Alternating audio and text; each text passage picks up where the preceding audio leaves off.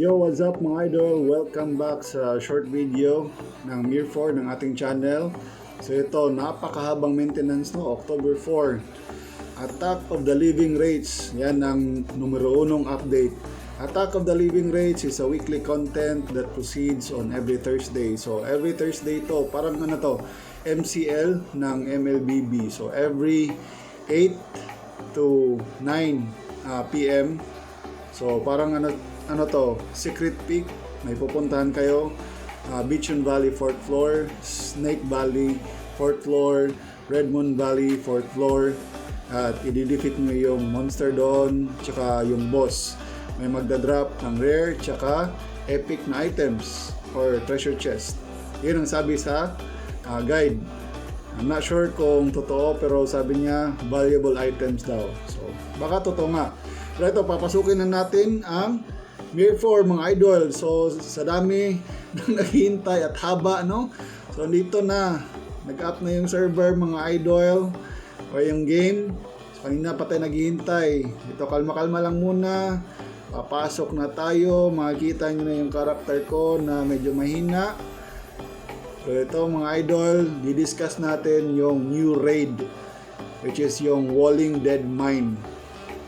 May check natin kung may matitinong mga drop na ba, or may rare ba tayo, or epic na weapon or items.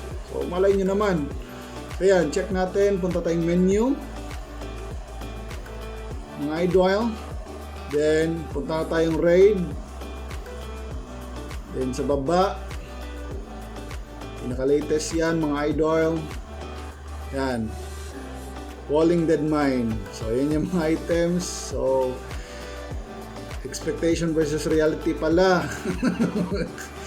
Wala palang mga weapons or mga matitinong rare na or epic man lang mga idol. So ito, next update is new codex system. Check ko kanina or chinek ko ito.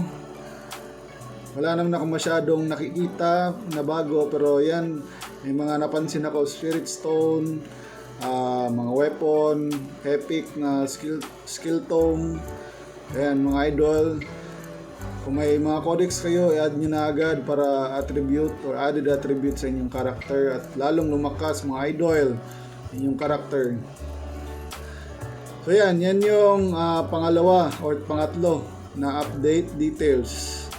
Then after nyan, punta tayo dito sa next update, which is yung issue ng skill. Kasi pag pupunta kayo ng skill, mag-assign kayo ng slot 1, slot 2. So dapat daw mag-assign ka ng skill sa slot 1, hindi na siya mag-appear yung skill sa slot 2. So dapat magre-recommend yung game na maglagay kayo ng bagong skill sa slot 2, which is hindi nangyari sa akin. Ako yung mag-fix niyan. Yan, pinalitan ko na yung Lion's Roar. At okay na yan mga idol. So hindi pa talaga effective yung yung AI server or cleanser ni Wingmade. So yan, so far ngayon okay na yan. So ngayon ituturo ko ang bag expansion ticket. Kasi may nagtanong, idol, paano ba mag-extend ng slot sa backpack?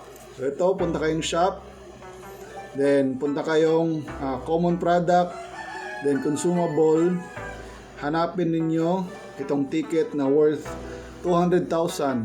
Mag-a-add yan ng 50 slots sa bag ninyo. Then kung gusto nyo pa mag-add, meron dyan 1 million copper, additional 50 slot sa bag ninyo mga idol. Then next, ituturo ko sa inyo yung daily skill tome or daily spirit stone tsaka dragon material. Hanapin niyo to, shop, setup, then purchase product, which is 10k, 20k, 30k. Una niyo makukuha dragon material, then next ay skill tome, then next ay spirit stone. So yun lang. Ulit, punta kayo ng shop, then set up dito sa gilid, makikita nyo na yon. Then hanapin nyo yung parang purse, tsaka bilhin nyo na 10k, 20k, 30k, Everyday yun magre-refresh. And ito, shoutout sa Desolate PH, ang aking clan sa Asia 123. So sana nakatulong itong video na ito mga idol. Nakita niyo yung rank namin, yung lakas nila, sila lang. So ito yung members ng Desolate PH, ito yung leader namin, tsaka yung mga elders and members na sobrang lakas at mababait. And thank you so much mga idol, subscribe kayo. Maraming salamat.